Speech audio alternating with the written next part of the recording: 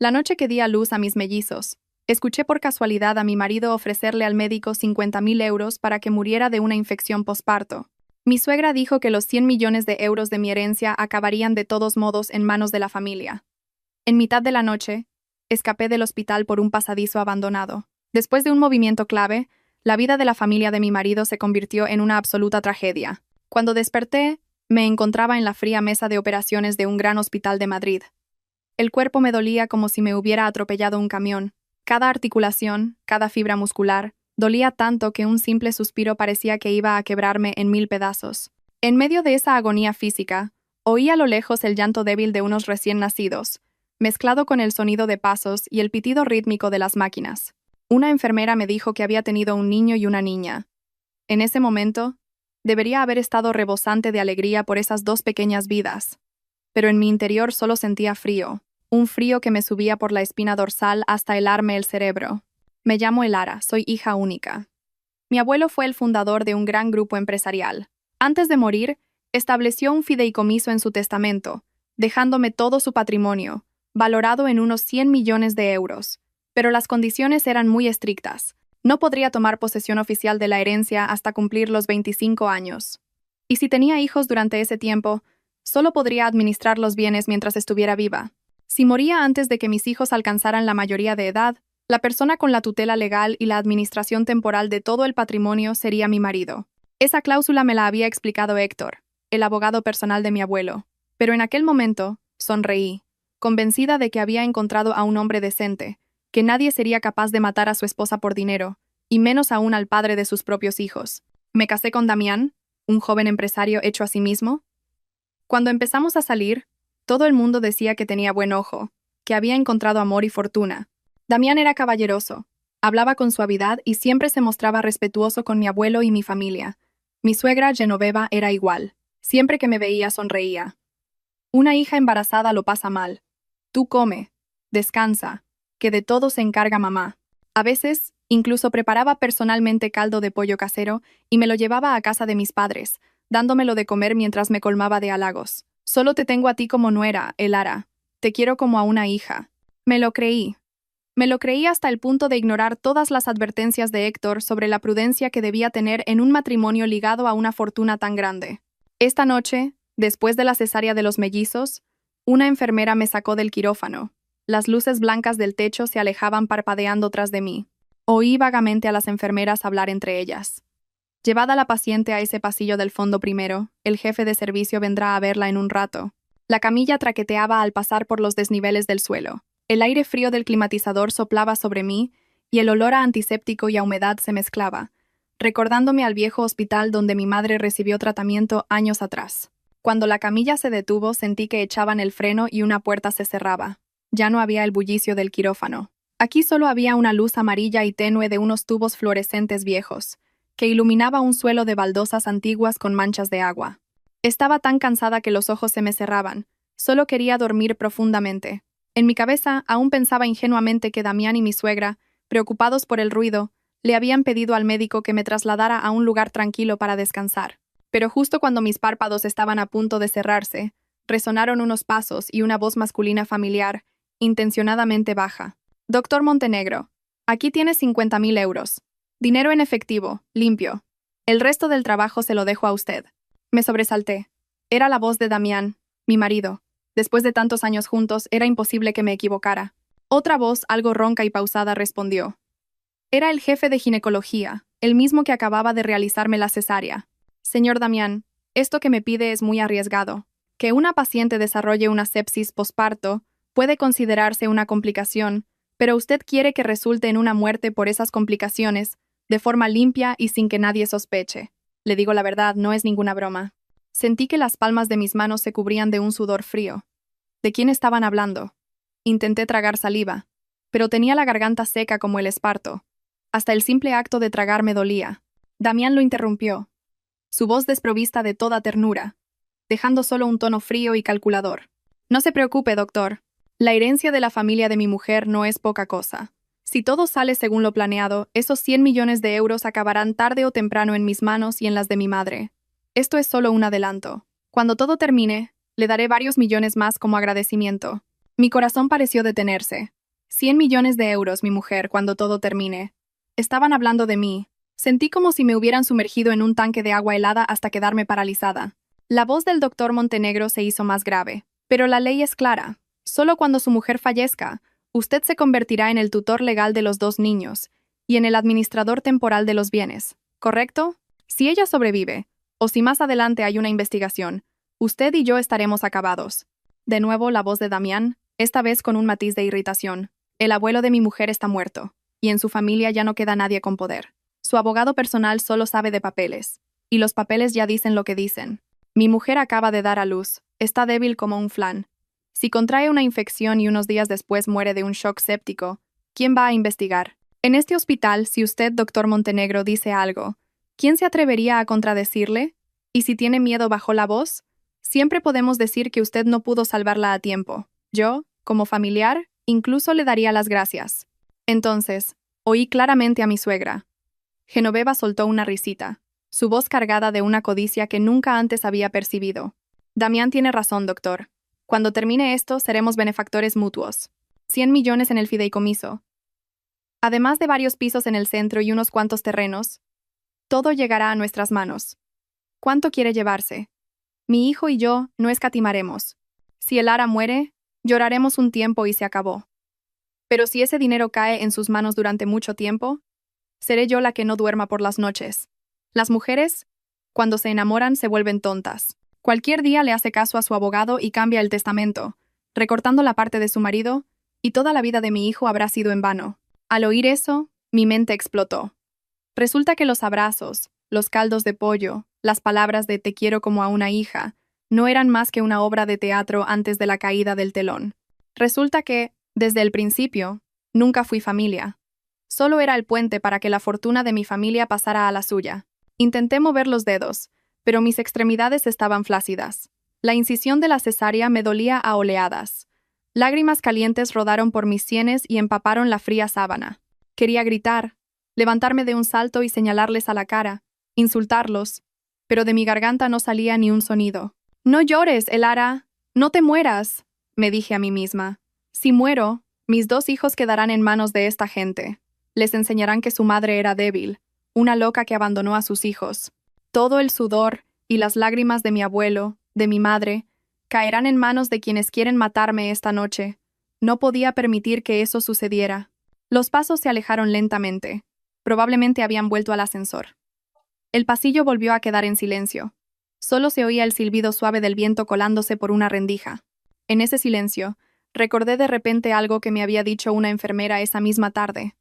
Al final de este pasillo hay una vieja puerta de hierro que antes conectaba con un almacén abandonado. Ahora el hospital la tiene sellada. A veces vamos allí a fumar para que no nos pillen. Hace tiempo que no hay cámaras por esa zona, señora. En ese momento sonreí, pensando que solo estaba cotilleando para pasar el rato. Ahora, esas palabras se habían convertido en el único salvavidas al que podía aferrarme. Apreté los dientes y, reuniendo las pocas fuerzas que me quedaban, me giré lentamente. Un movimiento tan pequeño bastó para que la herida del abdomen se sintiera como si alguien la estuviera desgarrando. Olas de dolor agudo me nublaron la vista. Me mordí el labio con fuerza hasta hacerlo sangrar para que ese dolor me mantuviera despierta, para no desmayarme. Finalmente, logré rodar desde la camilla hasta el frío suelo de baldosas. El golpe sordo de mi cuerpo al caer me hizo contener la respiración por el miedo. Me quedé inmóvil, escuchando. Nadie vino corriendo. Seguramente esta zona estaba realmente desierta. Además, era casi de madrugada. Solté el aire y, lentamente, me apoyé en los codos para empezar a arrastrarme. Cada centímetro que avanzaba, sentía los tubos y las vías rozando mi piel, un dolor punzante y ardiente. La sangre caliente de la incisión goteaba, dejando un rastro en las baldosas. El pasillo era largo e interminable. No me atrevía a levantar la cabeza, solo mantenía la vista fija en el suelo, viendo pasar una a una las viejas baldosas verdosas bajo mis manos. A lo lejos, una luz parpadeaba intermitentemente. El viento que silbaba a través de la puerta de hierro al final del pasillo sonaba como el gemido de una persona. No sé cuánto tiempo me arrastré. A veces, solo quería rendirme, quedarme quieta y dejar que todo terminara. Pero cada vez que pensaba en mis dos hijos recién nacidos en la sala de neonatos, en el rostro amable y anciano de mi abuelo, apretaba los dientes y avanzaba un poco más. Tenía las rodillas y los codos en carne viva, La sangre y los loquios, mezclados con el sudor, creaban un olor metálico y nauseabundo. Finalmente, mi mano tocó algo frío y áspero. Era la vieja puerta de hierro, con la pintura desconchada y oxidada, tal como la había descrito la enfermera. Temblorosa, agarré el pomo y tiré con todas mis fuerzas. La puerta emitió un pequeño chirrido y se abrió lo suficiente para que pudiera deslizarme por la rendija. Sentía que el mundo entero estaba en mi contra. Cada trozo de metal, cada mota de polvo en el aire, se sentía pesadísimo sobre mí.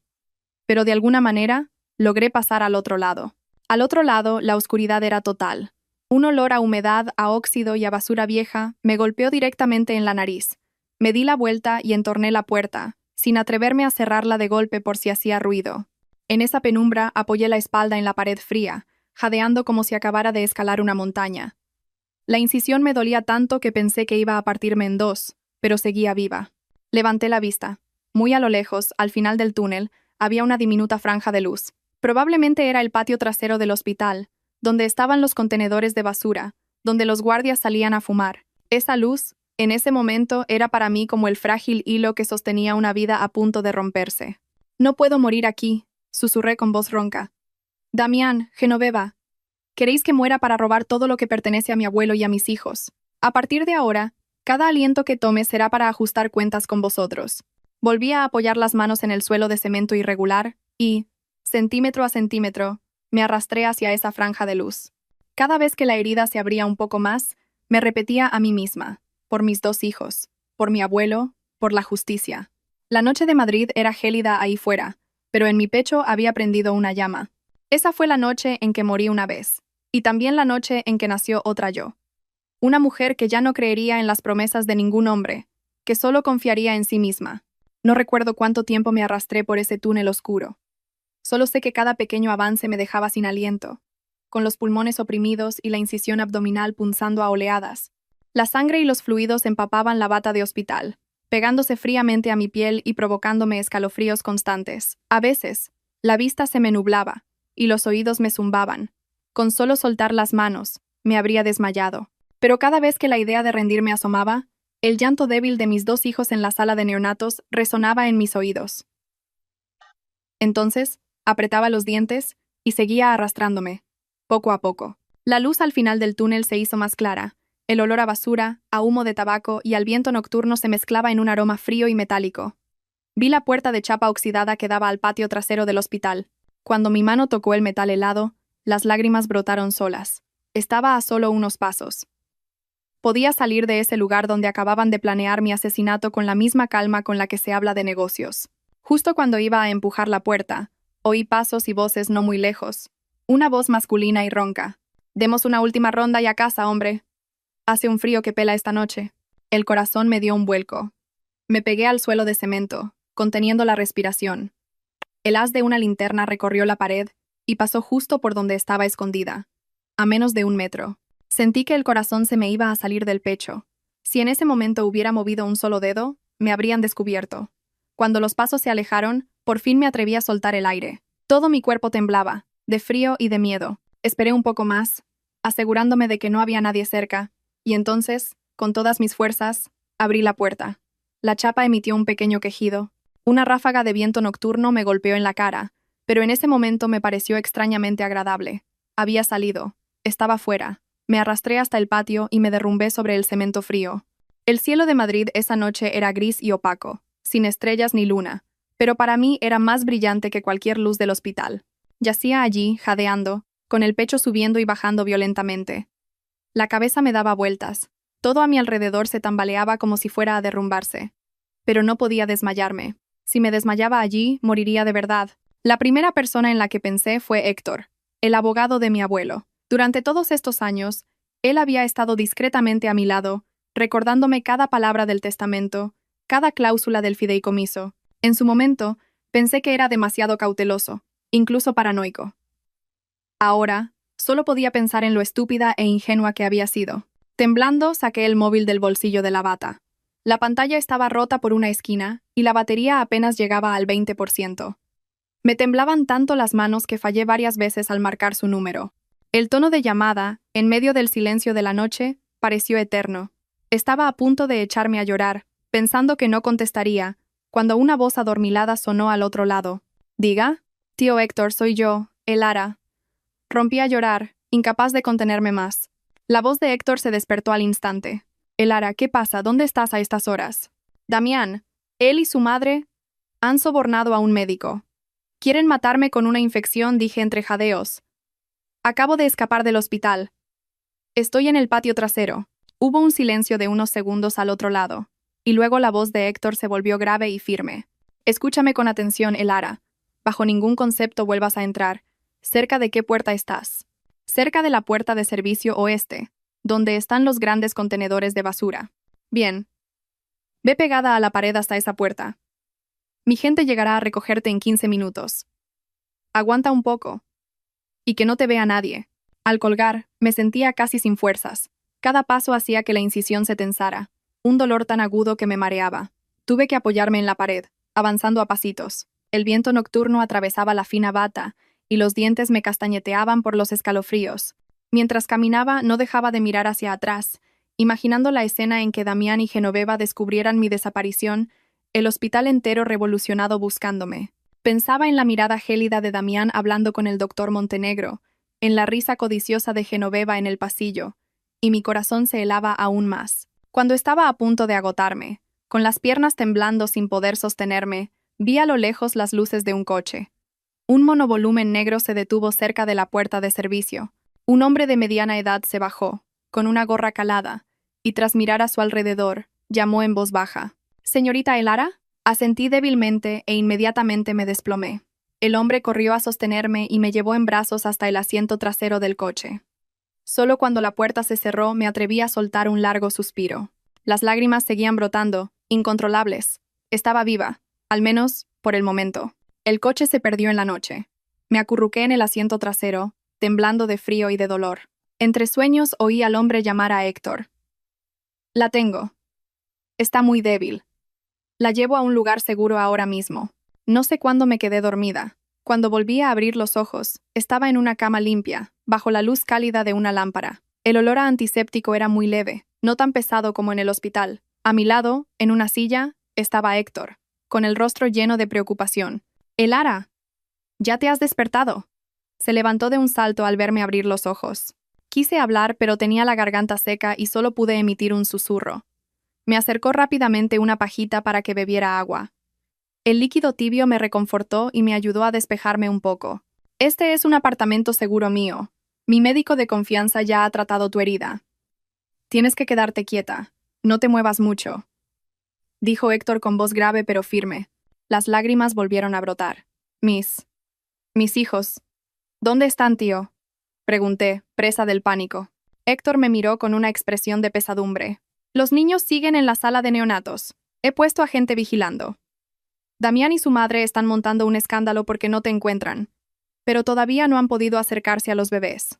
Al oír eso, sentí un alivio momentáneo, seguido de una ansiedad aún mayor. Agarré con fuerza su mano, mi voz temblorosa. «Tío, no puedo morir. No puedo dejar que me quiten a mis hijos».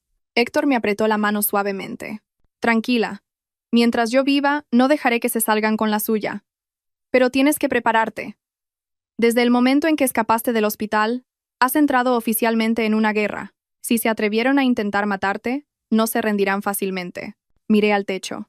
En mi mente, aparecieron el rostro helado de Damián, la sonrisa falsa de Genoveva, y el sonido de sus voces planeando mi muerte como si fuera una mercancía. Un dolor agudo me oprimió el pecho, una mezcla de pena, rabia y odio. «Ya morí una vez», tío, susurré. «A partir de ahora viviré por mis hijos. Y para recuperar todo lo que es mío». Héctor me miró largamente y luego asintió despacio.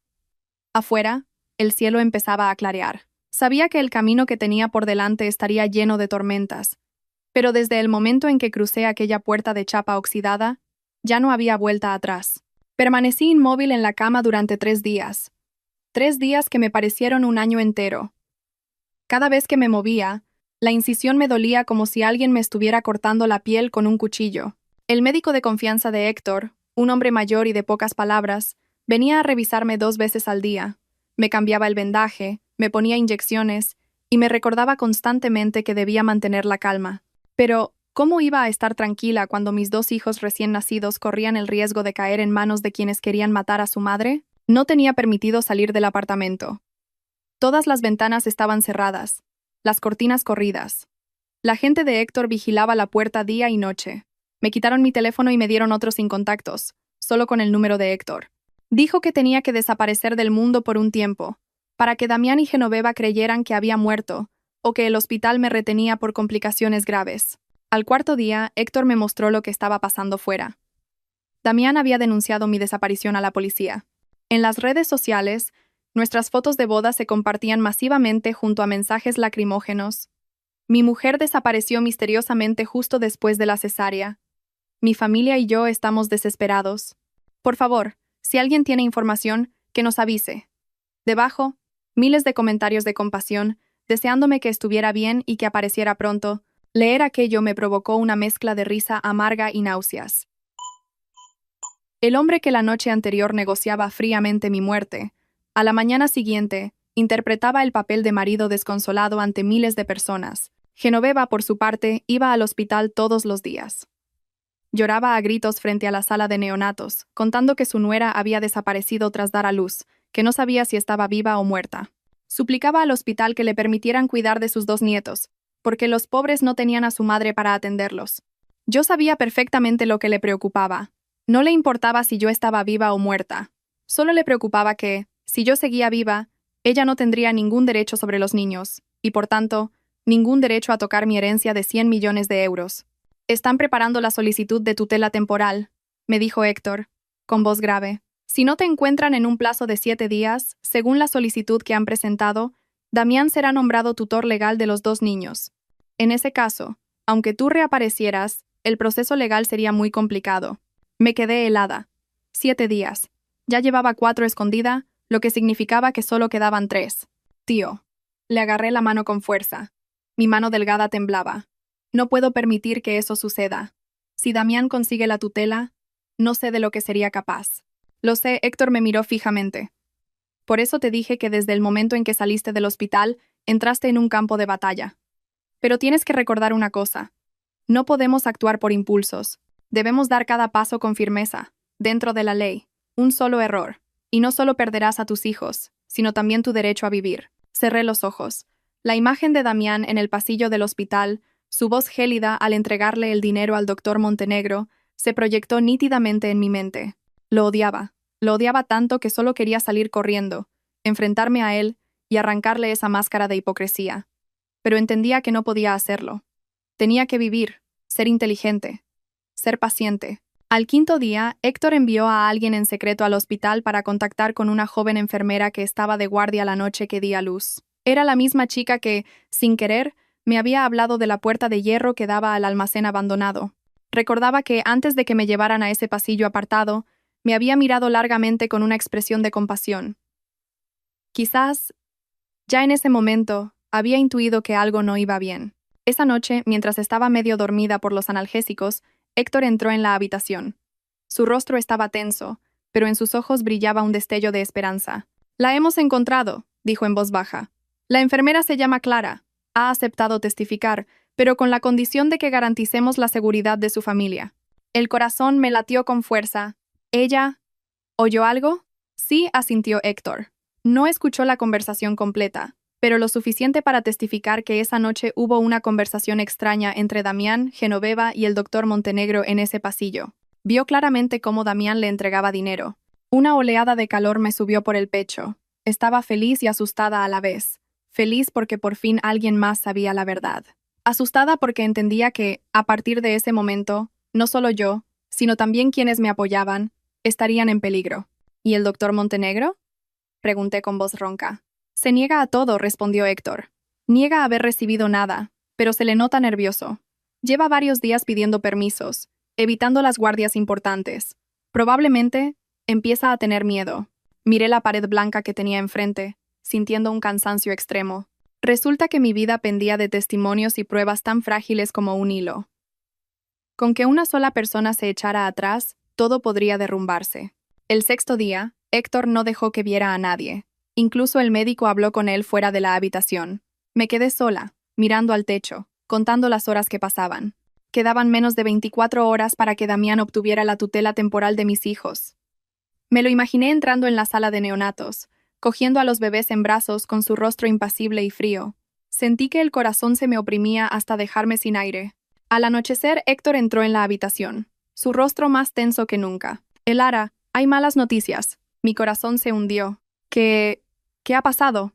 Damián ha solicitado al hospital el traslado de los 2 bebés a una clínica privada, con la excusa de que allí recibirán mejores cuidados. Si el hospital accede, perderemos por completo el acceso a los niños. Casi me levanto de la cama por el pánico. La incisión me dolió tanto que palidecí. ¡No! Tío, no puedes dejar que se lleve a mis hijos. Por favor, te lo suplico.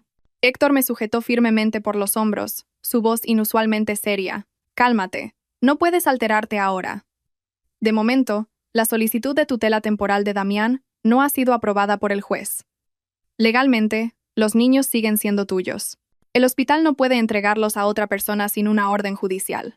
Jadeé, las lágrimas brotando sin control. Sabía que Héctor tenía razón, pero no podía evitar el miedo. Si Damián y Genoveva se habían atrevido a sobornar a un médico para matarme, ¿qué no se atreverían a hacer con 2 bebés indefensos? Esa noche no pude dormir. Cada vez que cerraba los ojos, me veía en la camilla, escuchando la voz de Damián planeando mi muerte. Veía a mis 2 pequeños en la sala de neonatos, sus manitas agitándose en el aire, rodeados de sombras oscuras. Me desperté en mitad de la noche, empapada en sudor frío. Al amanecer del 7º día, Héctor entró muy temprano en mi habitación. Llevaba una gruesa carpeta. Prepárate, dijo. Esta mañana el juzgado revisará la solicitud de tutela temporal de Damián. Tenemos que impedirlo hoy mismo. Miré la carpeta que sostenía, sintiendo una mezcla de pánico y determinación. Sabía que si no aparecía, si no daba la cara, todo por lo que había luchado estos días podría desmoronarse en una sola mañana. Tío. Respiré hondo, tratando de controlar el temblor de mi voz. ¿Puedo presentarme? Héctor me miró, dudando por un instante. Todavía estás muy débil. Pero no puedo esconderme para siempre, negué con la cabeza. Me escondí para vivir, no para perder a mis hijos. El silencio se apoderó de la habitación. Un momento después, Héctor asintió lentamente. De acuerdo. Entonces, esta mañana volverás oficialmente. Cada palabra suya pesaba como una piedra. Pero a partir de ese momento te expondrás ante Damián y Genoveva. Tienes que estar preparada para cualquier cosa que pueda pasar. Apreté los puños. La herida del abdomen volvió a doler. Pero en mi interior, algo aún más doloroso se estaba convirtiendo en acero. Sabía que esa mañana sería el punto de inflexión de mi vida. O recuperaba a mis hijos, o me arrastrarían de vuelta al infierno del que acababa de escapar. Esa mañana, me sacaron del apartamento seguro por una salida discreta. Afuera, Madrid estaba gris. Una llovizna fina caía como hilos de seda. La gente de Héctor me cubrió con un abrigo ancho y un sombrero que me tapaba media cara. Sentada en el asiento trasero del coche, me sentía agotada. Cada bache hacía que la incisión me lanzara una punzada aguda como un cuchillo. Pero ese dolor físico no era nada comparado con el miedo a perder a mis hijos. Durante todo el trayecto hasta el juzgado, apenas hablé. En mi mente solo una imagen se repetía. Damián llevándose a mis 2 hijos de la sala de neonatos, con Genoveva detrás, sus ojos brillando con la codicia de quien acaba de encontrar un tesoro.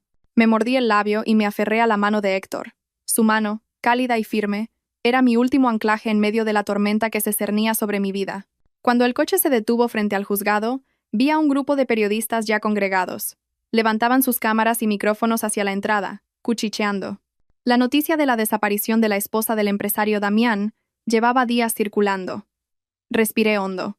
Sabía que en cuanto bajara del coche, la verdadera cara de todos quedaría expuesta a la luz. Héctor bajó primero y me abrió la puerta. Elara, recuerda. No hables mucho. Déjame. A mí me susurró al oído. Asentí. En cuanto mi pie tocó el suelo húmedo por la lluvia, se desató un murmullo, seguido de exclamaciones de asombro. «¡Es ella! ¡Mírala!». Una ráfaga de flashes me cegó. Mantuve la cabeza gacha y seguí de cerca a Héctor hacia el interior. La sala donde se revisaba la solicitud de tutela era pequeña y el ambiente, tan denso que me costaba respirar.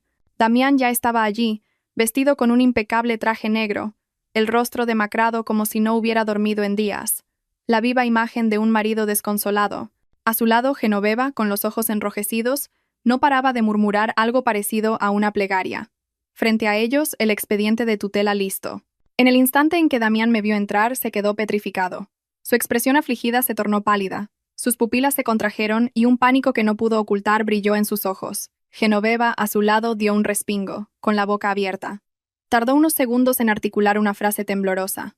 Elara, tú estás viva. Toda la sala se conmocionó. Los presentes se giraron al unísono para mirarme. El juez frunció el ceño y golpeó suavemente la mesa con el mazo. ¡Orden! Esta es una vista para la solicitud de tutela temporal de 2 menores recién nacidos. ¿Quién es esa mujer? Héctor dio un paso al frente, su voz firme. Señoría, ella es Elara, la madre biológica de los 2 niños sobre los que la otra parte solicita la tutela. No ha desaparecido, y mucho menos ha fallecido, como se ha estado informando. El aire en la sala pareció congelarse. Damián se levantó de un salto, con la voz quebrada. Imposible. Elara, cariño, ¿dónde has estado todos estos días? ¿Por qué no volviste al hospital? Te he buscado por todas partes, dijo mientras se acercaba a mí, con una mezcla de alegría fingida y pánico evidente. Retrocedí por instinto. Mi mano se posó automáticamente sobre mi abdomen, como protegiendo algo frágil. Héctor se interpuso inmediatamente. Damián, quédate donde estás. Mi cliente necesita seguridad, dijo Héctor con frialdad. Genoveva rompió a llorar a gritos, con voz chillona. Dios mío, mi nuera está viva. Todos estos días pensaba que estaba muerta. He llorado hasta quedarme sin lágrimas. Elara, hija, ¿cómo pudiste abandonar así a tus 2 pequeños? La miré, sintiendo una mezcla de dolor y repugnancia. La misma mujer que la noche de mi parto hablaba de mi muerte con una risita, ahora lloraba desconsoladamente ante todos. Apreté los dientes, forzándome a no decir nada. En ese momento, el juez se dirigió a mí, con tono severo. Señorita Elara, ¿es usted? ¿Puede explicar por qué desapareció después de dar a luz y por qué no ha aparecido hasta hoy? Respiré hondo y levanté la vista. Las luces de la sala me escocían en los ojos. Mi mirada pasó por Damián, por Genoveva, y se detuvo en el juez. Mi voz era ronca, pero cada palabra fue clara. No desaparecí voluntariamente. Escapé del hospital porque escuché a mi marido y a mi suegra sobornar al doctor Montenegro para que me provocara una infección posparto y muriera. Un murmullo de asombro recorrió la sala. Damián palideció, su voz temblaba. Elara, ¿qué locuras estás diciendo? Acabas de dar a luz, estás confundida. ¿Cómo puedes inventar algo tan terrible? Me giré para mirarlo. Era la primera vez, desde aquella noche en el pasillo, que miraba directamente a los ojos del hombre que había sido mi marido. ¿Te atreves a mirarme a los ojos y decir que la noche que di a luz no le diste dinero al doctor Montenegro? Pregunté lentamente. Damián se quedó paralizado. Por un instante, vi la duda brillar en sus ojos, pero rápidamente recuperó su habitual expresión de sufrimiento. Nunca he hecho eso, Elara. No me acuses así, estás confundida por todo lo que has pasado. Tengo un testigo continuo, con el corazón latiendo a 1000 por hora, pero sabiendo que no había marcha atrás. Héctor hizo una seña. La puerta de la sala se abrió y entró la enfermera, Clara. Estaba pálida, sus manos entrelazadas temblaban. Al ver a Damián y Genoveva, el miedo se reflejó en su rostro, pero se mantuvo erguida. El juez la miró. ¿Y usted quién es? Soy Clara, la enfermera de guardia la noche que la señorita Elara dio a luz, respondió en voz baja pero clara. Esa noche, vi al señor Damián entregarle un sobre grueso al doctor Montenegro en el pasillo del fondo del ala de maternidad. No escuché toda la conversación, pero oí frases sobre infección posparto y que nadie sospechara. Genoveva se levantó de un salto, señalando a Clara. Mentirosa. ¿Quién te ha pagado para difamar a mi hijo? Clara tembló, a punto de retroceder, pero apretó los dientes y continuó. Nadie me ha pagado. Tengo miedo, pero no puedo quedarme callada sabiendo que alguien quería hacerle daño a una de mis pacientes. La tensión en la sala era palpable. A Damián le brotaba el sudor en la frente. El juez golpeó la mesa con el mazo. Orden. Este asunto presenta indicios de un delito grave. La vista sobre la tutela temporal de los menores queda suspendida a la espera de los resultados de la investigación. Al oír eso, sentí que un gran peso se me quitaba de encima. Las piernas me flaquearon, casi caigo. Héctor me sostuvo a tiempo. Damián se quedó inmóvil. Genoveva, como si le hubieran quitado todas las fuerzas, se desplomó en su silla. Su rostro ya no era el de una mujer afligida, sino el reflejo del miedo y la confusión. El juez continuó, solicitando la intervención de la policía para esclarecer el intento de soborno y la conspiración para causar lesiones con resultado de muerte. Hasta que no hubiera una conclusión oficial, los 2 niños permanecerían bajo el cuidado del hospital, y nadie tendría derecho a llevárselos. Cerré los ojos suavemente. Una lágrima se deslizó por mi mejilla. Aún no era una victoria, pero al menos hoy había dado un paso más para mantener a mis hijos a mi lado. Al salir del juzgado, caminé lentamente entre los flashes de las cámaras. Entre la multitud vi cómo la policía se llevaba a Damián para interrogarlo. Su rostro estaba desencajado, sus hombros caídos. Genoveva corría detrás, gritando desesperadamente el nombre de su hijo. Un viento frío me hizo estremecer. Me ajusté el abrigo. No sentía ninguna satisfacción, solo un cansancio infinito. Sabía que esto era solo el comienzo de la guerra entre la familia de mi exmarido y yo. A partir de hoy, se abría un nuevo capítulo. Al salir del juzgado, Héctor me llevó de vuelta al apartamento seguro. Durante todo el trayecto, apenas pronuncié palabra. Mi cuerpo estaba agotado después de horas de tensión, y la incisión abdominal volvía a punzarme a oleadas. Pero ese dolor físico no era nada comparado con el caos emocional que sentía. Damián siendo interrogado por la policía, Genoveva corriendo desesperada tras él. Esa imagen se repetía en mi cabeza como una película interminable. No sentía alegría, solo un profundo agotamiento. Nada más llegar y sentarme en el sofá, mi cuerpo se rindió, y un sudor frío me cubrió la frente.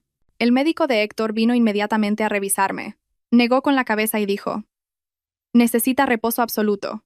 Si la herida llega a infectarse de verdad, todos los esfuerzos de estos días habrán sido en vano. Cerré los ojos y asentí, sonriendo amargamente para mis adentros. Ellos querían que me infectara para morir, y ahora yo tenía que luchar cada hora para no infectarme y poder vivir. Esa noche, Héctor se sentó junto a mi cama. Su voz sonaba cansada después de un largo día. La policía ha detenido a Damián para interrogarlo. El doctor Montenegro también ha sido citado a declarar. Clara está en un lugar seguro, bajo protección de testigos. De momento puedes estar un poco más tranquila. Abrí los ojos para mirarlo. Sentí un alivio parcial, pero una nueva preocupación surgió. ¿Y mis hijos? ¿Qué pasa con ellos? Siguen en el hospital, en una sala de neonatos especial. He puesto a gente mía vigilando fuera. Nadie puede llevárselos sin una orden judicial oficial, respondió Héctor. Al oírlo, se me hizo un nudo en la garganta, y las lágrimas comenzaron a caer lentamente. Había conseguido retener a mis hijos, pero aún no podía tenerlos en mis brazos. Una madre como yo, que da a luz, y ni siquiera ha podido oír su llanto de cerca, que nunca ha tocado sus manitas. Solo pensarlo hacía que mi corazón se encogiera. Esa noche tuve un sueño muy largo. Me veía en la sala de partos, con los 2 bebés a mi lado. Extendía la mano para tocar sus labios y ellos me sonreían. Pero en cuanto los tocaba, alguien me los arrebataba. Detrás, las espaldas de Damián y Genoveva se alejaban sin mirar atrás. Gritaba desesperada, hasta quedarme sin voz, pero nadie se giraba. Me desperté sobresaltada en mitad de la noche, empapada en sudor y con el corazón desbocado.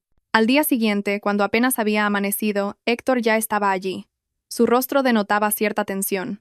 Lo miré, y un mal presentimiento me invadió. ¿Ha pasado algo, tío?, pregunté. Héctor suspiró. Damián ha empezado a contraatacar. Su abogado ha presentado una contrademanda, alegando que sufres un trastorno psicológico posparto, que tienes delirios, y que has inventado toda esta historia para arrebatarle sus derechos a él y a su familia. Solté una risa amarga. Realmente no tenía escrúpulos. Y eso no es todo, continuó Héctor. Genoveva también ha empezado a moverse. Va por ahí diciendo que la abandonaste a tus hijos y a tu marido por ambición, para quedarte con toda la fortuna. Ya están apareciendo opiniones divididas en las redes sociales. Cerré los ojos. Ya me esperaba algo así. Damián y Genoveva no iban a aceptar tan fácilmente que yo saliera a la luz, y mucho menos que su reputación se hundiera. Cuando el dinero y el poder se ven amenazados, la gente es capaz de convertir lo blanco en negro, la verdad en mentira. ¿Tienes miedo?, me preguntó Héctor con voz grave. Desde la noche que salí arrastrándome de ese túnel, ya no tengo nada que perder, respondí en voz baja. Mientras mis hijos estén a salvo, que me pinten como la peor persona del mundo, me da igual. Héctor me miró largamente y asintió levemente. Por la tarde, me mostró una grabación de audio que su gente había conseguido grabar en secreto a otra enfermera del turno de Clara. En la grabación, la enfermera contaba que, después de recibir el sobre, el doctor Montenegro ordenó cambiar todos mis antibióticos por otros de una pauta especial. Por suerte, como escapé tan pronto, ese protocolo nunca llegó a aplicarse. Escucharlo me heló la sangre. Si hubiera tardado un poco más, probablemente ahora estaría en la morgue. Esta grabación no es suficiente para una condena, pero es una pieza importante del puzzle, dijo Héctor. Tenemos que ir juntando cada pieza.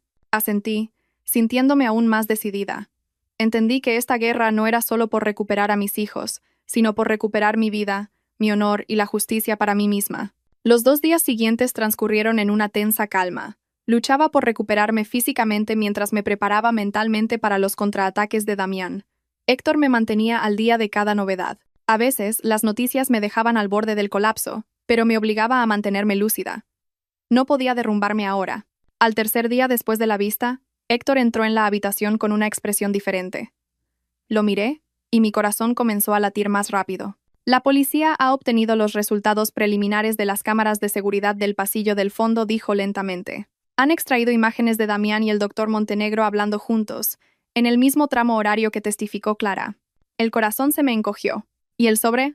¿Se ve el sobre? La imagen no es lo bastante nítida para ver el sobre, pero sí registra un intercambio gestual muy sospechoso. Y lo más importante, Héctor hizo una pausa. El doctor Montenegro ha empezado a cambiar su declaración. Ahora admite que recibió dinero de Damián, pero dice que fue solo una gratificación por el parto. Apreté la sábana con fuerza. Era muy astuto. Una simple gratificación podía limpiarlo todo. Pero el problema es que la cantidad ascendía a 50.000 euros, dijo Héctor, con voz firme. Una gratificación que excede con creces lo habitual. Y con el testimonio de Clara y la grabación de la otra enfermera, su declaración se vuelve muy difícil de sostener. Cerré los ojos, sintiendo una mezcla de ansiedad y una frágil esperanza. No me atrevía a creer que la justicia llegaría tan rápido, pero al menos la verdad comenzaba a salir a la luz. Esa noche, Héctor se quedó un buen rato a mi lado. Me miró, con una expresión de profunda preocupación. Elara, hay algo para lo que tienes que prepararte. Mi corazón volvió a encogerse. ¿Qué es, tío? Damián ha solicitado la libertad provisional mientras espera la investigación, alegando que debe cuidar de sus 2 hijos pequeños y de su madre anciana. Es muy probable que el juez considere aprobarla. Me incorporé de golpe. La incisión me dolió tanto que palidecí. No pueden dejarlo en libertad ahora. Si está fuera, ni yo ni mis hijos estaremos a salvo. Héctor me puso una mano en el hombro, su voz calmada y firme. Lo entiendo, pero con todo tipo de argumentos legales es muy difícil mantenerlo detenido mucho tiempo sin una conclusión final. Lo que tenemos que hacer ahora es prepararnos para el peor de los casos. Me quedé en silencio. Sabía que tenía razón. Damián no era alguien fácil de acorralar. Una vez en libertad, encontraría cientos de maneras de darle la vuelta a la situación, incluso de vengarse.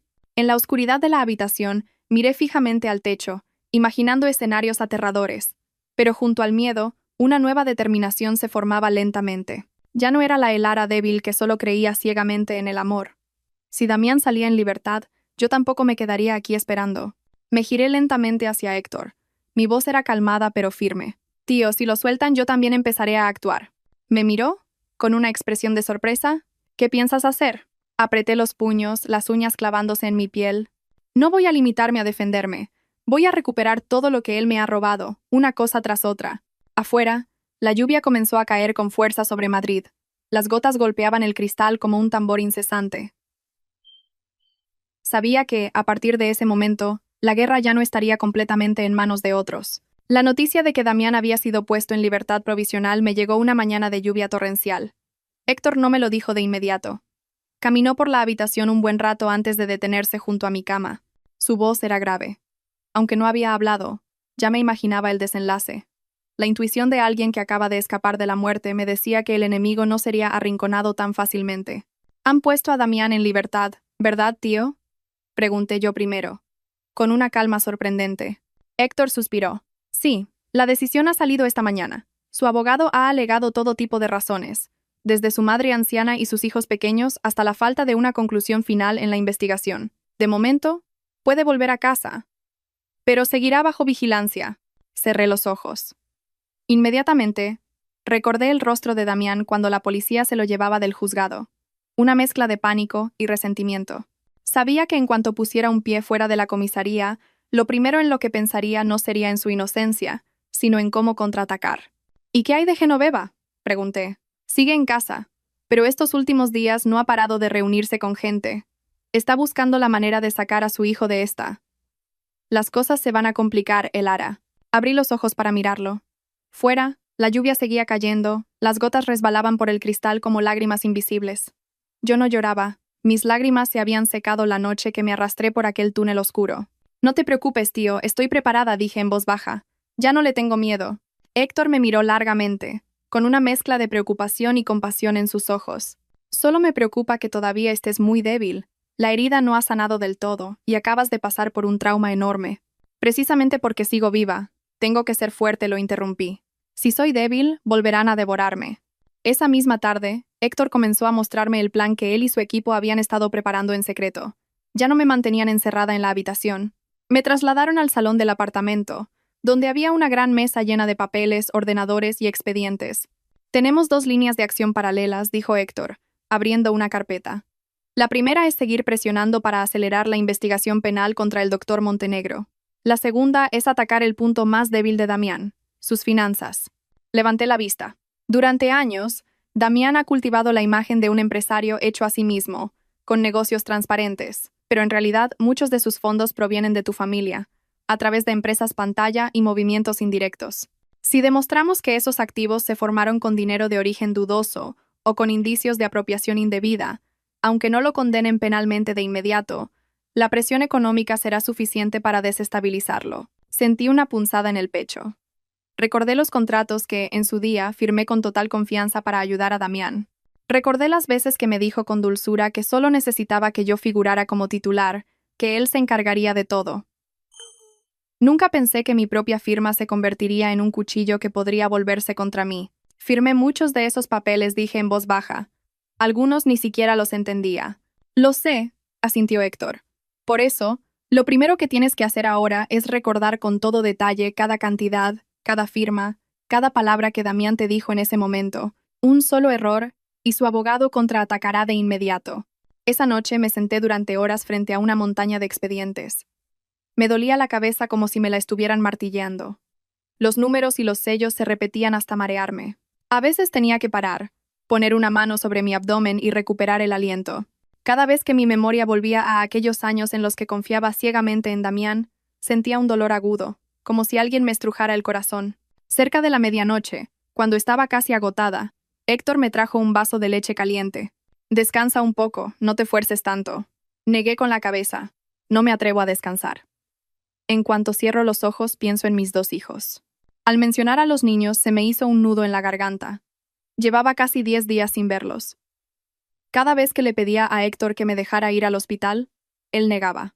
Decía que era demasiado peligroso, que con Damián recién liberado, cada uno de mis movimientos podría estar siendo vigilado. Si me veían en el hospital, descubrirían inmediatamente mi escondite. Pero, ¿cómo puede una madre soportar saber que sus hijos están a solo unos kilómetros y no poder tocarlos? Esa noche apenas dormí. A la mañana siguiente, la gente de Héctor informó de algo que me hundió el ánimo. Damián había aparecido ante los medios. Organizó una pequeña rueda de prensa en su empresa, con el rostro demacrado y la voz ronca. Dijo que su mujer lo había malinterpretado, que yo sufría síntomas de depresión posparto y que mi estado mental inestable me había llevado a hacer acusaciones infundadas. Incluso pidió a la gente que no dañara el honor de un hombre que acababa de perder a su esposa y ahora tenía que sacar adelante a su familia. Está reconstruyendo su imagen de víctima, dijo Héctor mientras me mostraba el vídeo. Una vez que la opinión pública se confunda, la investigación sufrirá mucha presión. Miré la imagen de Damián en la pantalla. Aquel hombre era un actor consumado. Si no hubiera escuchado personalmente su conversación en el pasillo del hospital, hasta yo misma habría creído que era un marido digno de compasión. ¿Y qué hay de Genoveva?, pregunté. Va por todas partes, llorando y contando que abandonaste a tus hijos y a tu marido por dinero, respondió Héctor. Solté una risa seca. Realmente no se cansaban. Ese mediodía, mientras revisaba un viejo contrato, sonó el teléfono de Héctor. Estuvo hablando un buen rato, su rostro ensombreciéndose por momentos. Cuando colgó, me miró con una expresión de pesadumbre. Damián acaba de enviar una carta a vuestro antiguo apartamento. En ella dice que quiere verte, que es por los niños. El corazón me dio un vuelco. ¿Quiere verme? Sí, y no solo eso, dijo Héctor lentamente.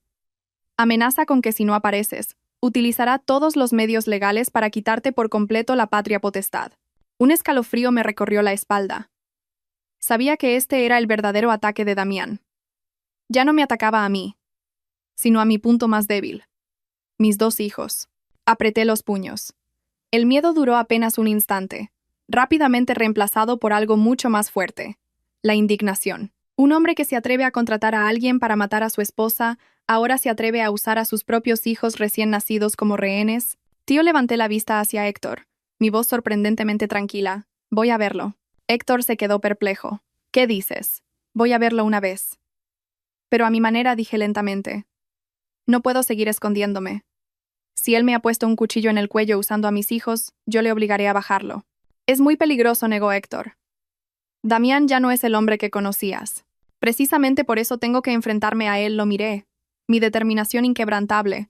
Pero no iré sola. En la silenciosa habitación, la lluvia afuera comenzó a caer con más fuerza. Sabía que, a partir de ese momento, la batalla ya no sería solo un juego de ingenio sobre papel. Damián había pasado al ataque frontal y yo, aunque mi cuerpo aún no se había recuperado, no podía seguir siendo una simple pieza en el tablero. El encuentro era inevitable, y presentía que sería el punto de inflexión definitivo. Después de decirle a Héctor que me encontraría con Damián, apenas pude dormir. Mi cuerpo estaba agotado y la herida seguía doliendo, pero mi mente estaba inusualmente despierta. Me quedé mirando el techo, respirando lentamente, para mantener la calma. Sabía que un solo paso en falso podría devolverme a mí y a mis hijos a las manos del hombre que había intentado matarme. A la mañana siguiente, Héctor entró muy temprano. En su mano sostenía mi antiguo teléfono. Lo dejó sobre la mesa.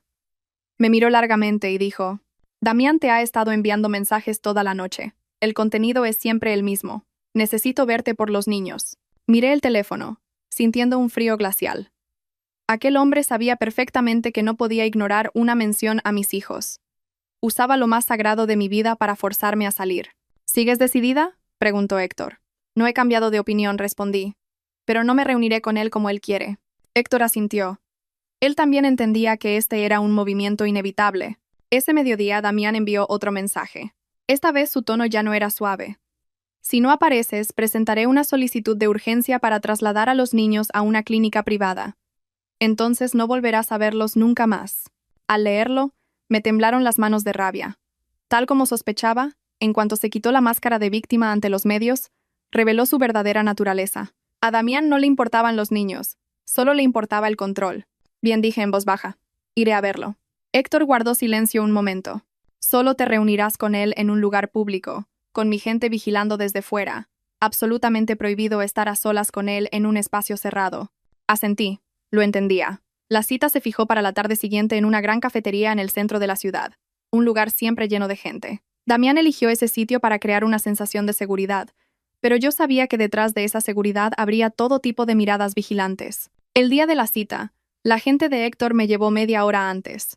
Me senté en una mesa apartada, con un sombrero que me cubría media cara, tratando de mantener la respiración calmada. Era la primera vez en días que salía del apartamento seguro. Estar sentada en medio de una calle concurrida hacía que mi corazón latiera con fuerza. Sabía que en cuanto Damián me viera, la guerra entraría en una nueva fase, más directa y peligrosa. Damián llegó puntual. Entró en la cafetería con aspecto cansado, con unas ojeras muy marcadas, pero vestido con un traje impecable. Cuando su mirada se cruzó con la mía, vi que se detuvo un instante. Luego se acercó y se sentó frente a mí, incapaz de ocultar la tensión en su rostro. Has adelgazado mucho. Elara dijo, intentando sonar amable. No hace falta que finjas más. Damián lo miré directamente. Ambos sabemos por qué estamos aquí. Damián esbozó una sonrisa, pero era una sonrisa gélida. Realmente has cambiado. Antes nunca me mirabas así. Antes tampoco imaginaba que serías capaz de contratar a alguien para matar a tu propia esposa, dije lentamente. El rostro de Damián cambió. Miró rápidamente a su alrededor y bajó la voz. No deberíamos hablar de eso aquí.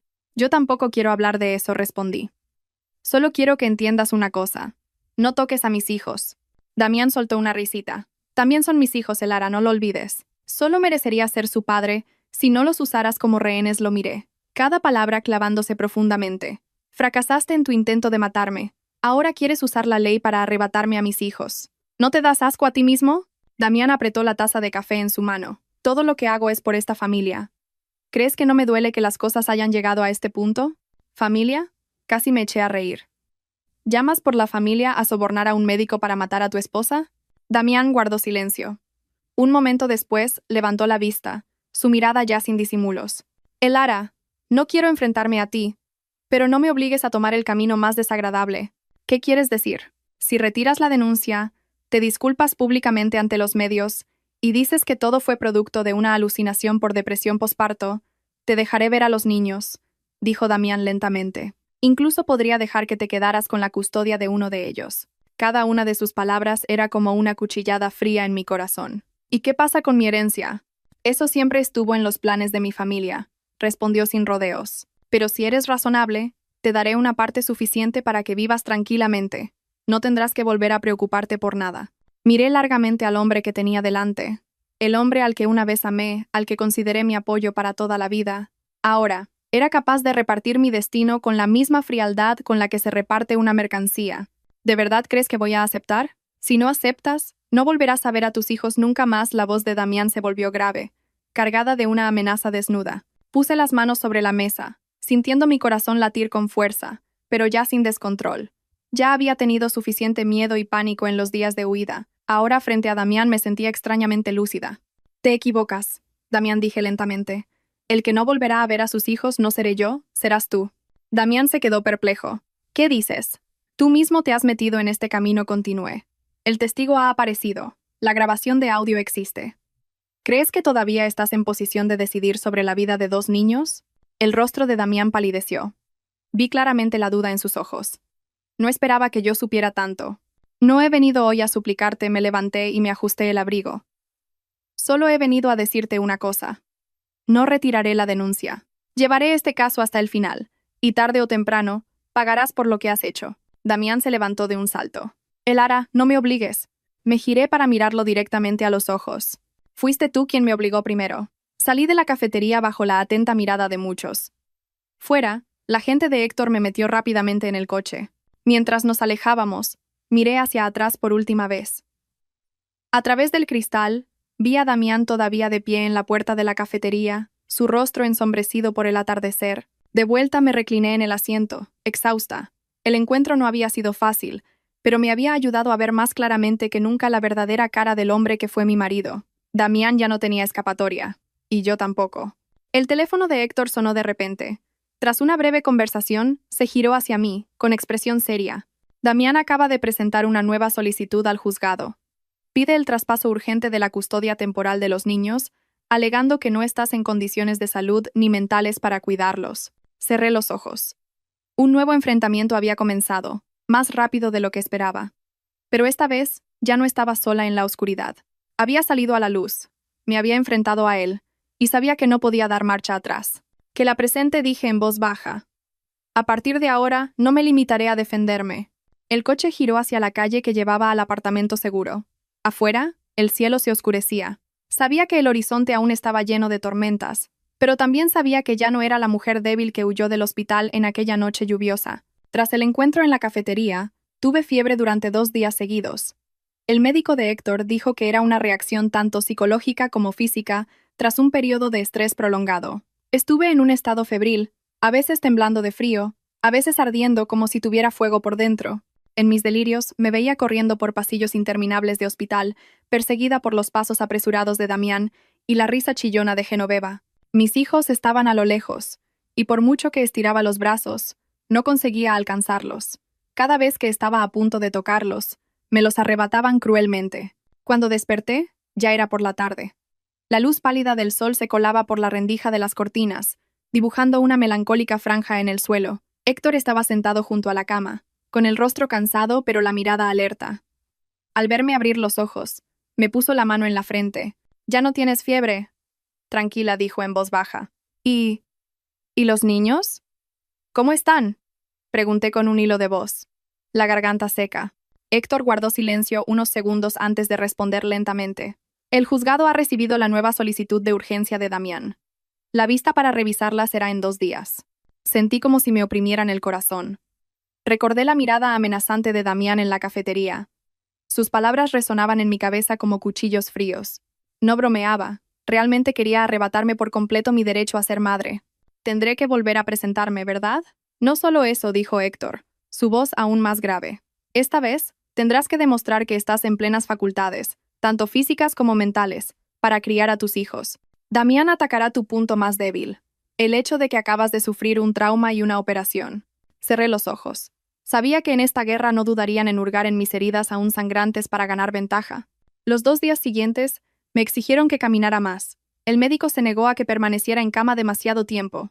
Cada vez que me levantaba, la incisión se tensaba dolorosamente y el sudor me empapaba la espalda. A veces, el dolor era tan intenso que tenía que agarrarme a la cama, apretando los dientes para no gritar.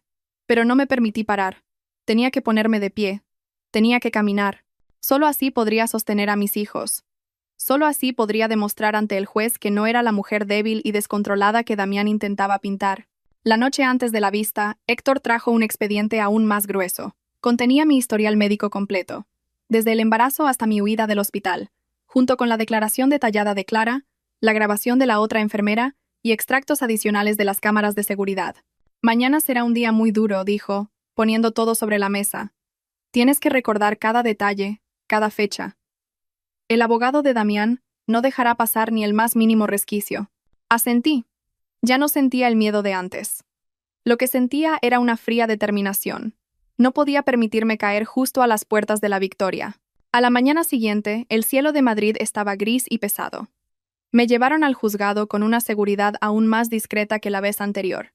Al bajar del coche vi a Damián ya en la puerta, junto a Genoveva y dos abogados. Su mirada ya no era de pánico, como en la cafetería, sino de una fría y forzada confianza. Genoveva me miró fijamente, con una expresión que parecía querer despellejarme. En la sala la tensión era aún mayor que la primera vez.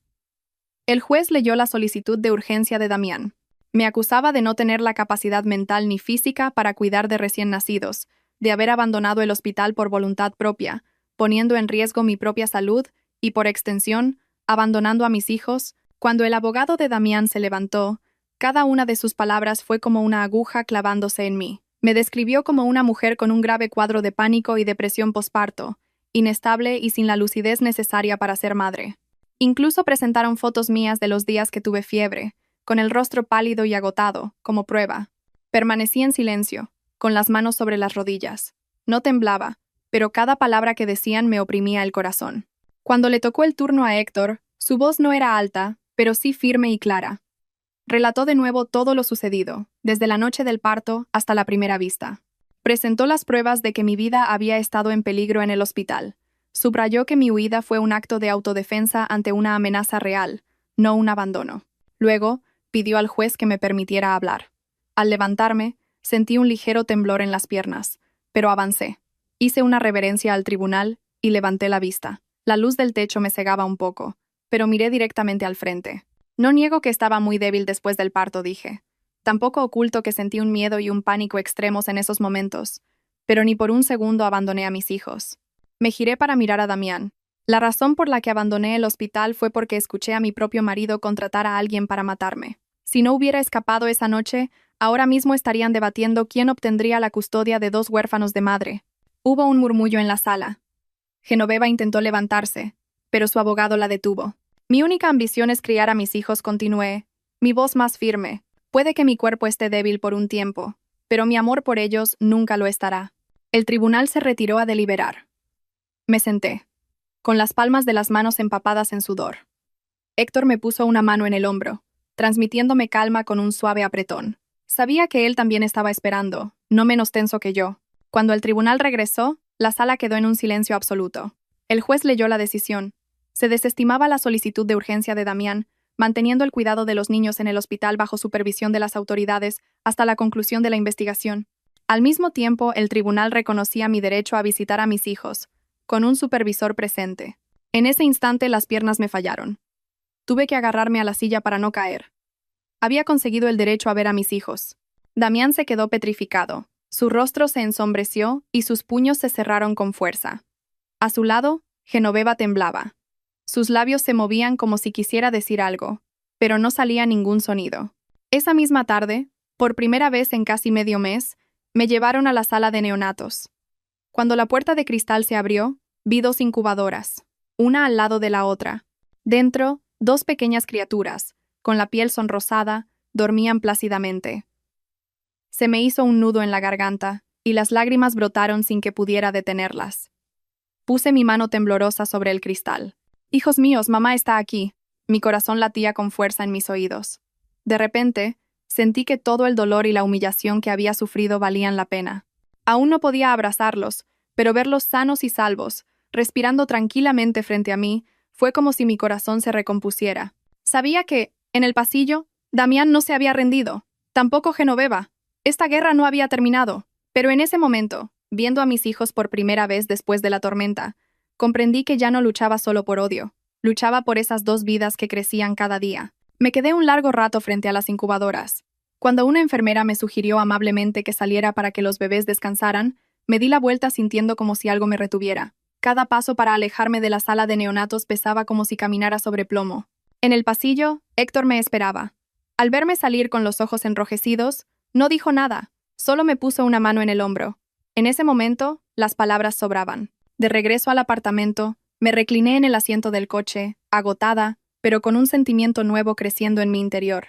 Ya no era solo miedo, ni solo odio, era voluntad. Había visto a mis hijos vivos y sanos. No permitiría que nadie me los arrebatara. Pero también sabía que, a partir del momento en que se me permitió visitarlos, Damián se volvería aún más desesperado. Había perdido una gran batalla ante el tribunal, y alguien como él nunca aceptaría ser acorralado tan fácilmente. Y así fue. Esa misma noche, Héctor recibió información de sus contactos en la empresa de Damián. Damián había convocado una reunión secreta con sus accionistas de confianza. No pudieron grabar toda la conversación, pero una frase se escuchó claramente. Si la vía legal no la tumba, tendremos que atacarla económicamente. Entonces, no le quedará más remedio que rendirse. Cuando Héctor me lo contó, me quedé en silencio un buen rato. Conocía a Damián demasiado bien. Cuanto más presionado se sentía, más cruel se volvía.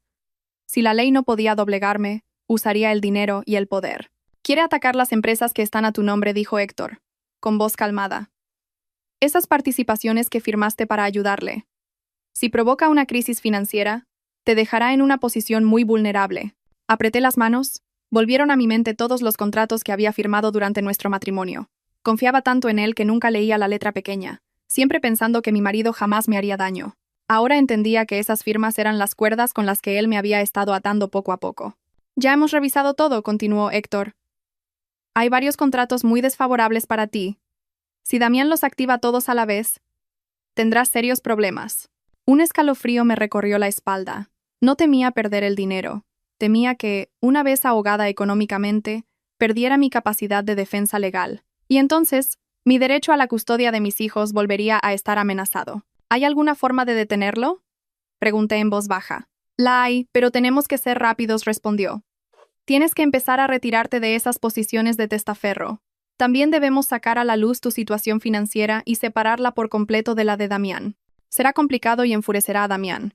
Lo miré, sabiendo que, hiciera lo que hiciera, Damián se enfurecería igual.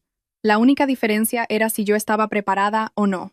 2 días después, tal como habíamos previsto, comenzó la tormenta financiera. Un banco exigió una auditoría de un préstamo de varios millones a una de las filiales a mi nombre, alegando movimientos de fondos sospechosos. Un proyecto inmobiliario del que Damián siempre se había jactado de tener una financiación limpia fue paralizado. Los medios empezaron a filtrar rumores sobre una investigación a Damián y a mí, no solo por el caso del hospital, sino también por irregularidades financieras. La opinión pública dio un giro rápido.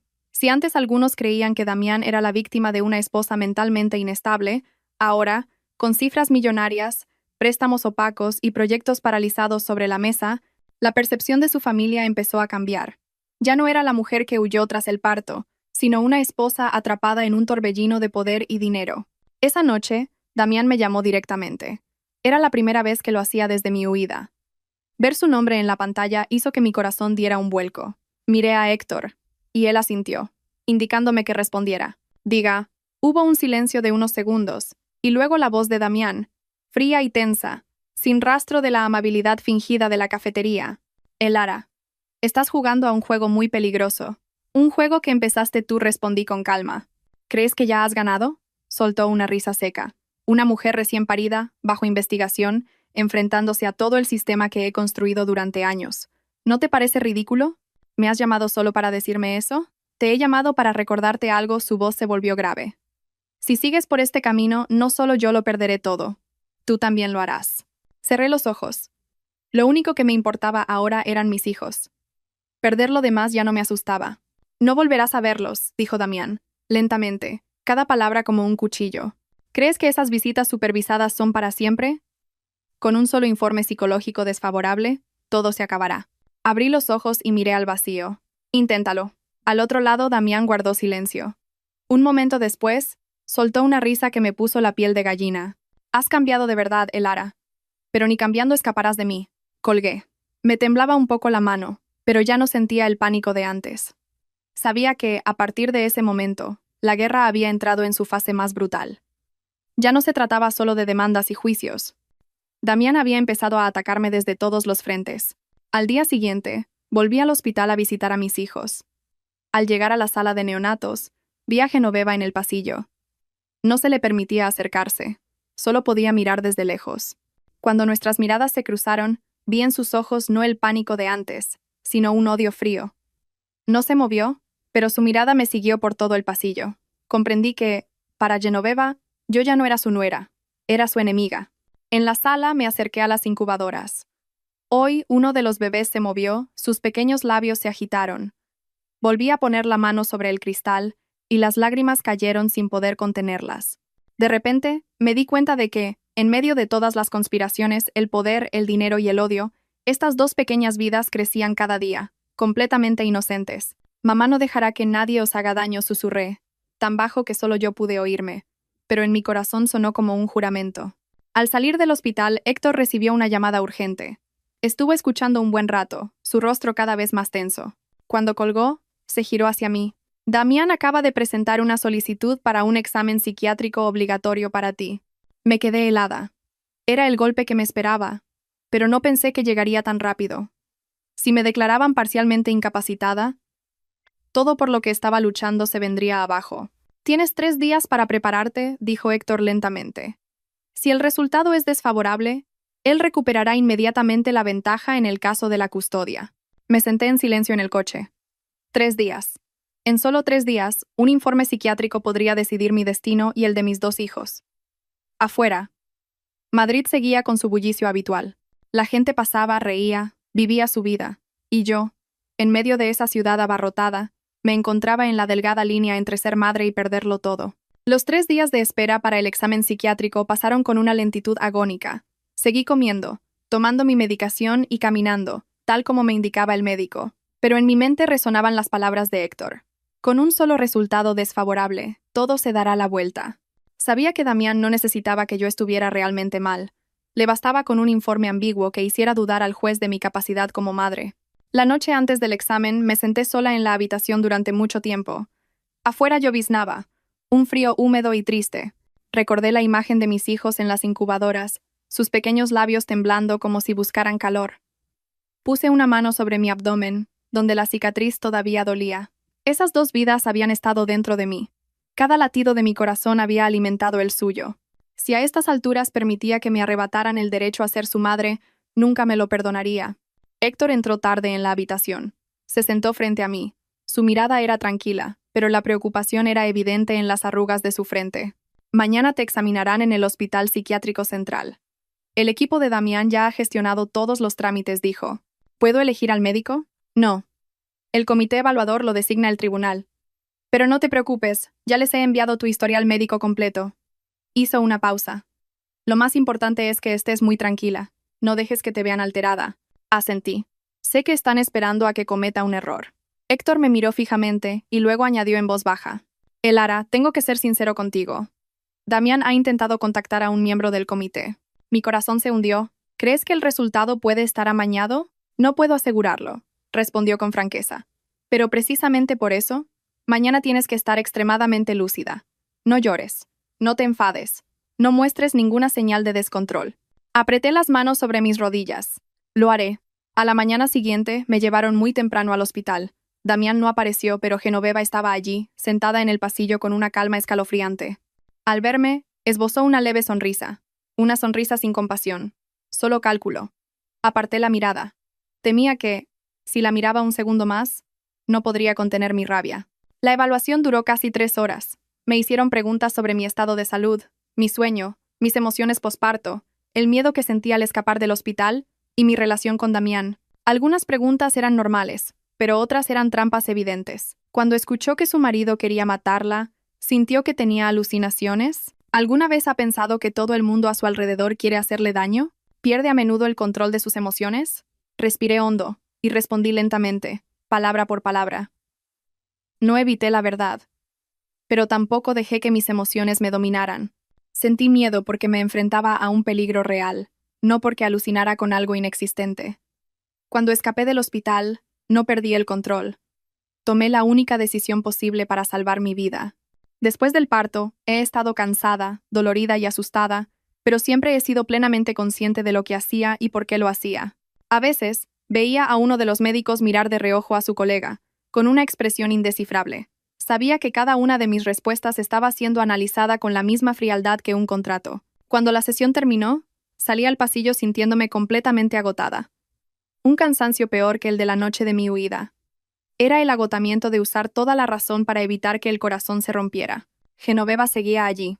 Al verme salir, se levantó y me miró fijamente. ¿Y bien?, preguntó lentamente. Usted no tiene derecho a saber el resultado, respondí. Ella sonrió con un aire de superioridad. Ya me enteraré. No hace falta que lo ocultes. La miré directamente a los ojos.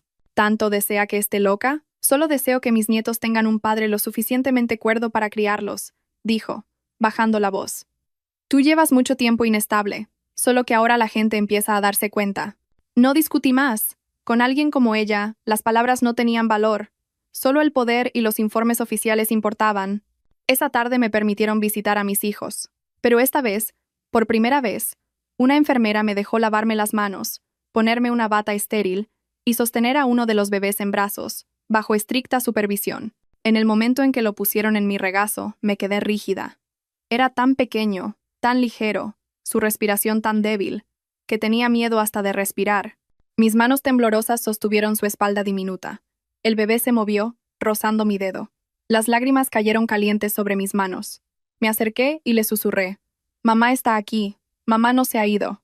En ese instante me di cuenta de que, por muy grande que fuera la tormenta, ya tenía una razón para seguir adelante.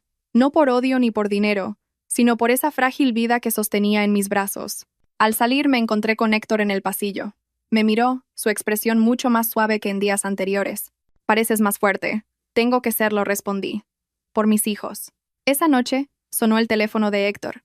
Estuvo hablando un buen rato, su rostro ensombreciéndose. Cuando colgó, supe que algo había pasado. Ya tenemos el resultado preliminar de la evaluación. Contuve la respiración. ¿Y bien? Concluyen que no tienes incapacidad legal, dijo lentamente. Pero añaden una nota indicando que has sufrido un trauma psicológico severo y recomiendan seguimiento continuo. Sentí un alivio inmenso y una punzada de preocupación al mismo tiempo. ¿Esa nota afectará a la custodia? Directamente, de momento no respondió, pero Damián usará precisamente esas palabras. Seguimiento continuo, para alargar el proceso. Cerré los ojos. Al menos había esquivado una bala muy afilada. Pero sabía que Damián no se había rendido. Solo había sido frenado. Héctor me miró seriamente. A partir de ahora, la batalla entra en una nueva fase. Ya no es una lucha a vida o muerte en la oscuridad, sino un tira y afloja legal, financiero y de poder. Apreté los puños. Fuera cual fuera la fase, no retrocedería. Afuera, la lluvia había cesado, y las luces de la ciudad se reflejaban en los cristales mojados. Sabía que el camino por delante aún era largo, y que cada paso tendría que darlo con mi vida en juego. Tras el informe psiquiátrico, que me consideraba estable pero traumatizada, Damián no cejó en su empeño. Sabía que no se detendría.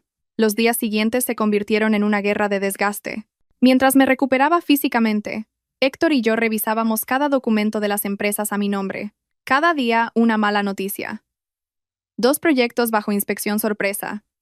Un préstamo millonario de una filial a mi nombre congelado por el banco. Damián me estaba empujando al frente, tratando de hacerme parecer la cerebro de una trama financiera. Si la investigación concluye que eres la responsable, tu derecho a la custodia se verá comprometido, me advirtió Héctor. Entendí su estrategia. Cada golpe, al final, apuntaba a mis hijos. Esa noche, logré hablar por vídeo con Clara, la enfermera. Me dijo que los niños estaban bien y que pronto podría tener más contacto con ellos. Esa simple noticia me dio fuerzas. A la mañana siguiente, Héctor apareció con un pendrive. Aquí están los datos de los flujos de dinero negro de Damián y Genoveva durante años. Lo guardaba para el peor de los casos. Si seguimos a la defensiva, nos acorralarán. Miré el pendrive como si fuera un arma de doble filo. Si lo usábamos, Damián caería, pero desataríamos la mayor de las tormentas sobre todos nosotros. Si hacemos esto, no habrá vuelta atrás, dije. No la hay desde la noche del hospital, respondió Héctor. Cerré los ojos, visualizando a mis hijos. Si yo dudaba ahora, ellos se convertirían en la moneda de cambio. Prepara el informe, dije con firmeza. Si Damián intenta congelar mis activos, lo presentaremos. Esa tarde visité a los niños. Por primera vez, pude sostener a los dos a la vez. Uno me agarró el dedo con su manita. El otro respiraba suavemente. «Mamá está aquí», susurré. «Nadie me apartará de vosotros». Al salir vi a Damián al final del pasillo. Nos miramos desde la distancia. Era la mirada de un hombre que se lo jugaba todo. «¿Crees que con esto me has vencido?», dijo cuando estuve lo bastante cerca. No respondí. «Pero sí lo bastante para que empieces a tener miedo». Él sonrió con amargura. «Te estás metiendo en un callejón sin salida. Mi callejón sin salida es seguir viva. El tuyo es estar a punto de perderlo todo». Se dio la vuelta y se fue. Su paso apresurado delataba su nerviosismo. Esa misma tarde, tal como esperábamos, Damián solicitó el bloqueo de emergencia de todos mis bienes, alegando sospechas de apropiación indebida. «Ha llegado el momento», dijo Héctor.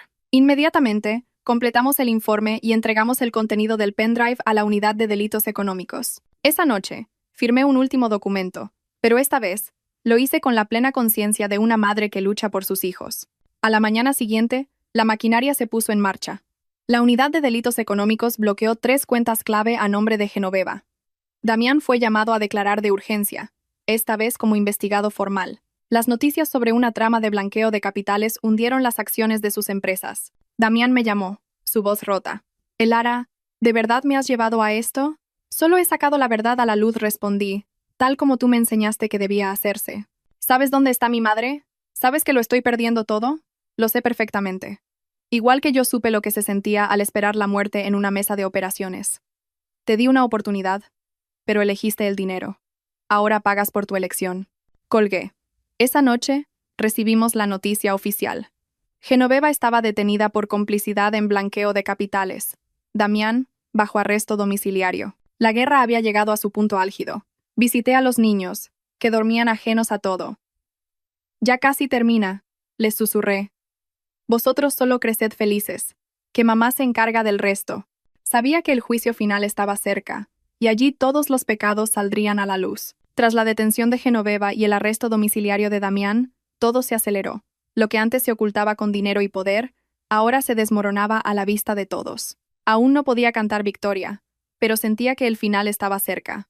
Los días de espera para el juicio fueron una mezcla de ansiedad y esperanza. Cada mañana visitaba a mis hijos en el hospital. Crecían a ojos vistas, su llanto era más fuerte, su piel más sonrosada. Las enfermeras me enseñaron a bañarlos, a prepararles el biberón. Esos pequeños actos tan normales para otros eran un tesoro para mí. Una tarde Héctor me dio la noticia. «El caso ha pasado a la fiscalía. Tienen todas las pruebas, el soborno al médico, los movimientos de dinero, todo. El juicio se celebrará en 2 semanas». 2 semanas, un tiempo que parecía una eternidad. «Damián está intentando pactar una reducción de condena», me explicó Héctor. «Pero es poco probable que lo consiga». Esa noche, Damián volvió a llamar. Su voz temblaba. «Elara, voy a ir a juicio. ¿Puedes venir a verme una última vez?» Me quedé en silencio, recordando todo el dolor, todo el miedo. La rabia se había disipado, dejando solo un vacío. «Ya no tenemos nada de qué hablar, Damián. Todo está en manos de la justicia. Solo quiero pedirte perdón», su voz se quebró. «Casi muero por ese perdón tardío», dije suavemente. «Si de verdad te arrepientes, asume tu culpa ante la ley. Es lo único que puedes hacer por nuestros hijos». Colgué. No dormí en toda la noche, solo miraba a mis hijos, sabiendo que su futuro dependía de ese juicio. Una semana antes, inicié los trámites para recibir la custodia temporal de los niños, ya que su estado era estable. Iba a sacarlos del mismo hospital del que yo había huido para salvar mi vida. «Todo está a punto de terminar», me dije. «O la luz, o una herida que nunca sanaría». El día del juicio, el cielo de Madrid estaba gris y pesado. Sostuve a mis hijos en brazos por última vez antes de dejarlos con una enfermera. Eran tan pequeños, tan frágiles. Les di un beso en la frente y entré en la sala. Damián entró después, escoltado. Estaba demacrado, sin rastro del hombre poderoso que fue. Genoveva detrás caminaba encorvada. Los miré brevemente, sin odio, solo con una fría tristeza. El fiscal leyó los cargos. Intento de asesinato, soborno, blanqueo de capitales, encubrimiento. Las pruebas eran abrumadoras. Cuando le dieron la última palabra, Damián se levantó. Me miró fijamente y luego bajó la cabeza. «Me equivoqué. Por ambición, por ceguera, lo perdí todo. Acepto mi culpa». La sentencia se dictó esa misma tarde. Damián fue condenado a una larga pena de prisión por todos sus delitos. Genoveva también recibió una condena como cómplice. El doctor Montenegro fue inhabilitado de por vida y condenado a prisión. Cuando el mazo del juez cayó, cerré los ojos. Todas las deudas estaban saldadas. Tras el juicio, se me concedió la custodia plena y exclusiva de mis hijos. Cuando Héctor me entregó la sentencia, mis manos temblaban. Había esperado ese momento con mi vida. Una semana después, saqué a mis hijos del hospital. El sol brillaba. La luz iluminaba sus rostros, tan puros como el rocío de la mañana. Empujé el carrito fuera del hospital, cada paso más firme que el anterior. Los llevé a una nueva casa, sin olor a desinfectante, sin pasillos fríos, solo el llanto de un bebé, el viento en las ventanas y el sol cada mañana. A veces, por la noche, cuando duermen, me siento sola en el salón y pienso en todo lo que ha pasado. Ya no lloro. Las heridas siguen ahí, pero he sobrevivido, y mis hijos están a salvo. Pongo una mano sobre sus pequeños pechos. No tengo nada más que a vosotros, les susurro. Pero teniéndoos a vosotros, ya no temo ninguna tormenta. Afuera, la ciudad sigue su ritmo. Y dentro de mi pequeña casa, una nueva vida. En silencio, ha comenzado. Y esta vez, camino hacia la luz.